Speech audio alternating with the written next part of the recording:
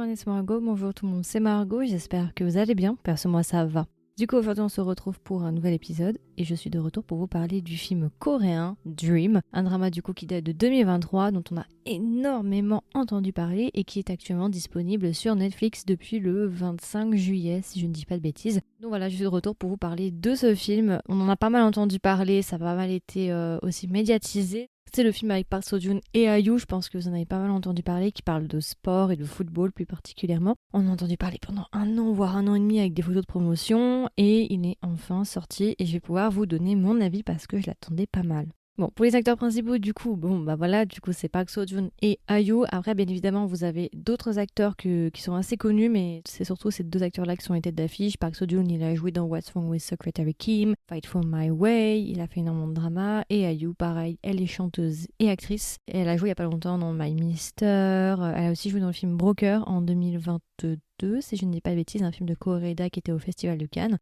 Alors du coup, rapidement, de quoi parle Dream pour ceux qui s'intéressent, qui n'ont pas vu le film et qui sont un petit peu curieux et qui ne veulent pas être spoilés. Dream, ça parle en fait de sport et ça parle de notre personnage qui s'appelle Young Hong-dae, du coup, qui est joué par Park Seo-joon et qui est un footballeur qui appartient à l'équipe nationale coréenne et au début du drama, malheureusement, il va y avoir un petit accident. Ça va remettre sa carrière en jeu et du coup, ce qui va se passer, c'est qu'il va devoir rejoindre en tant que coach bénévole une équipe de football composée de personnes sans abri. On nous explique qu'au début du drama, en fait, que le film est basé sur un vrai événement, c'est-à-dire que c'est vraiment passé, une coupe du monde, mais pour personnes du coup sans abri, mais en revanche, tous les personnages, tout ce qui s'est passé à l'intérieur, les dialogues, les personnages, même eux, n'ont pas vraiment existé.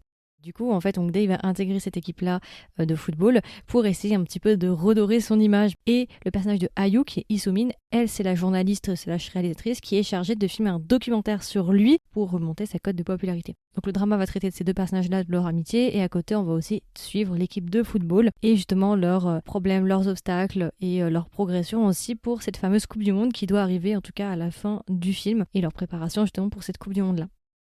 Donc voilà, d'ailleurs c'est assez étonnant parce que c'est pas du tout ce à quoi je m'attendais au début. C'est vrai qu'ils nous avaient pas trop parlé, ils nous avaient dit vite fait équipe de foot, mais on savait pas vraiment à quoi s'attendre, donc j'étais assez surprise quand j'ai commencé le film. Et voilà, alors du coup qu'est-ce que j'ai pensé du film, point positif et point négatif. Alors point positif, moi j'ai beaucoup aimé la première partie. La première partie était vraiment bien pour plusieurs raisons, je vais vous les énumérer. J'ai beaucoup aimé la première partie parce qu'elle était vraiment très très drôle, très très bien ponctuée. Alors juste par contre petit point négatif par rapport à ça, ça va très vite. Les dialogues sont très très rapides, donc si vous n'êtes pas habitué, moi limite j'étais obligée de faire une pause toutes les secondes pour faire une pause sur les sous-titres et les lire, tellement ça va vite, ça va dans tous les sens, surtout la première partie. Après la deuxième, j'ai moins fait gaffe. Le casting était vraiment pépite, il y a plein de personnages que tu découvres au fur et à mesure et tu te dis « Ah, il est là, ah, elle est là ». Donc ça, c'était vraiment bien. Le duo était aussi prometteur dans la première partie, il y avait une très très bonne interaction. Je trouve que vraiment, il y avait un truc, on sentait que voilà, ça se cherchait, parce que c'est un peu une amitié, on sait pas trop leur relation, mais c'est un peu une relation où ça se cherche, en fait, c'est le chat et la souris, voilà, c'est assez drôle, les deux se mettent dans le mal un petit peu, les deux ne se ménagent pas, on va dire ça comme ça.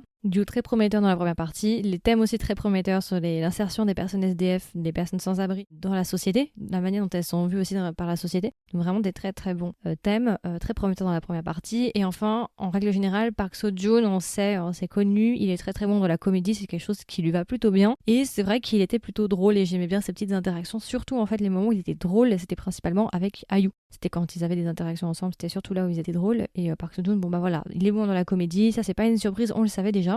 Alors maintenant, les points négatifs. Pour moi, la deuxième partie, en fait, moi, je vois le film vraiment en deux parties très très distinctes et je pense que vous allez vous en rendre compte très vite. J'ai aimé la première partie, mais la deuxième partie, pour moi, c'était trop long. Ça perdait en fait de son âme, c'était plus aussi intéressant que dans la première et je trouve que, ouais, en fait, j'étais complètement détachée en fait dans cette deuxième partie. J'ai pas aimé pour plusieurs points. Premier point, IU disparaît drastiquement dans la deuxième partie. Déjà que de base, dans la première partie, on va dire, elle était actrice secondaire.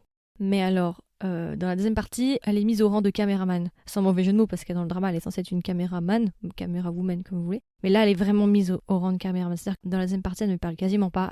On la voit juste dans un plan où elle est en train de filmer. Elle a juste quelques lignes à la fin, mais c'est vraiment, elle disparaît drastiquement. Et ça, j'ai pas du tout aimé, du coup. C'était assez surprenant parce qu'on nous avait vendu comme un duo, vraiment un vrai duo, vous voyez. Déjà, il nous avait légèrement vendu le truc comme une romance, déjà, premièrement. Après, il nous avait vendu quand même le truc comme quoi IU, elle aurait de l'importance. Bah, finalement, déjà dans la première partie, elle avait pas non plus une importance de malade, mais il y avait comme des interactions intéressantes. Mais alors, dans la deuxième partie, c'est vraiment le désert de Kobe. Quelque chose aussi que j'ai pas aimé. En fait, on comprend vite dans la deuxième partie en fait que le film est uniquement fait pour Park Seo-joon. Vraiment, il est fait pour lui. Ils ont beau nous dire que les thèmes, voilà, on voulait faire tatata, on va en parler après. Il n'y a pas de mal, à la limite, si vous voulez faire un personnage principal et que l'histoire tourne autour du personnage principal, il n'y a aucun souci là-dessus. Mais il faut pas nous vendre que le truc c'est, oui, sensibiliser les gens, personnes sans abri, aux vraies problématiques de fond, parce que c'est clairement sous-traité dans la deuxième partie, déjà dans la première, bon bah voilà.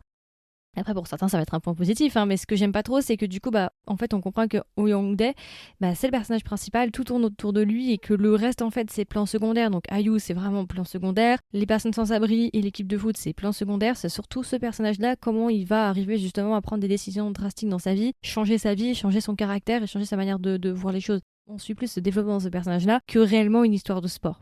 L'histoire de sport, c'est juste pour servir l'histoire de notre personnage principal. Autre problème qui m'a été posé, c'est que je trouve malheureusement que les thèmes se perdent en fait. Vraiment, on est trop focalisé sur notre personnage principal. Et du coup, c'est vrai que on traite pas tant que ça en fait les personnes sans abri. Alors au début du drama, on les traite vraiment mais rapide. Et le truc, c'est que on pourrait penser que ça va être une histoire assez touchante, où vraiment, voilà, on va en apprendre un peu plus sur la vie de ces personnes-là, vraiment sensibiliser, pointer du doigt aussi ce qui se passe, justement la vision de la société sur ces personnes-là, qui est quand même assez forte et assez dure en Corée du Sud particulièrement, mais après dans d'autres pays aussi bien sûr, mais là on parle de la Corée. Et non en fait, c'est vraiment survolé, c'est vraiment genre du second plan pour servir l'histoire de notre personnage principal, et dans la deuxième partie c'est là, mais il n'y a pas d'impact en fait. Je trouvais que malheureusement il n'y avait aucun affect, on s'attache pas du tout aux personnages, les différents membres de l'équipe, il n'y a pas vraiment de corde émotionnelle ni rien, et je sais même pas quel message ils ont essayé de nous faire passer en fait, parce que c'est une équipe de football lambda en fait. Enfin voilà, il n'y a pas vraiment de réel message. Moi, j'ai pas ressenti de message derrière tout ça. En plus, le réalisateur avait dit que lui, ce qu'il voulait, c'était justement traiter des personnes sans abri, que c'était très important pour lui de faire un film centré sur ça. Et si c'était vraiment ce qu'il voulait faire, malheureusement, c'est raté pour moi. C'est pas du tout ça. Le film, c'est pas un film sur les personnes sans abri avec des personnages qui vont aider ces personnes sans abri et mettre en valeur l'histoire des personnes sans abri. C'est au contraire un setting avec un groupe de personnes sans abri. Dans cette histoire-là, du coup, c'est un groupe de football avec des personnes sans abri qui vont mettre en valeur notre personnage principal et son développement en tant que héros de l'histoire.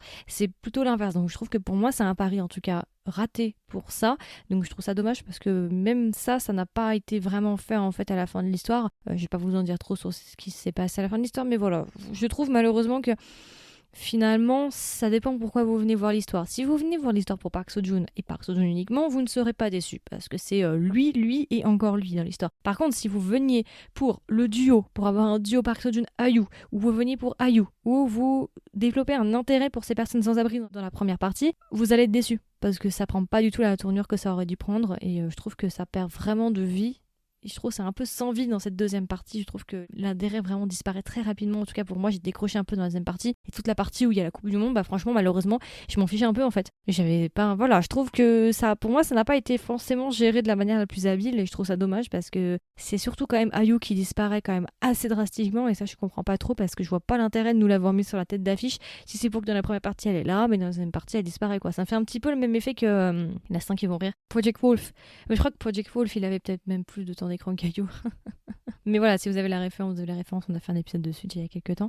Premièrement, c'est un film qui m'a déçu sur le moment, mais maintenant, à présent, c'est un film, parce que je l'ai vu il y a une semaine, mais à présent, c'est un film que je vais oublier rapidement en fait. C'est pas un film du tout qui va me marquer, contrairement à d'autres films que j'ai pu voir où je vais me dire ah oui, putain, j'ai trop aimé celui-là, voilà, il était trop bien.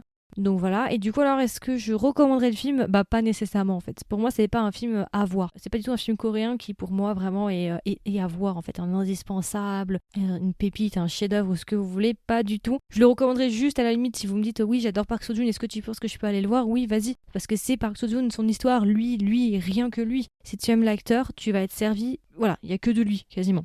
Pour les choses que j'ai énumérées précédemment, si vous étiez venu pour d'autres choses, mais à part ça, vous allez être déçu et je le recommanderais pas nécessairement parce que je trouve que c'est pas une histoire incroyable. Donc non, je ne le recommanderais pas. Si on parle juste en caractère de valeur, de plus-value, est-ce que ça va vous offrir quelque chose, changer votre vie ? Il y aura un avant-après où voilà, il faut vraiment le voir, ça peut changer drastiquement votre expérience dans le milieu des K-dramas ou des K-movies. Non.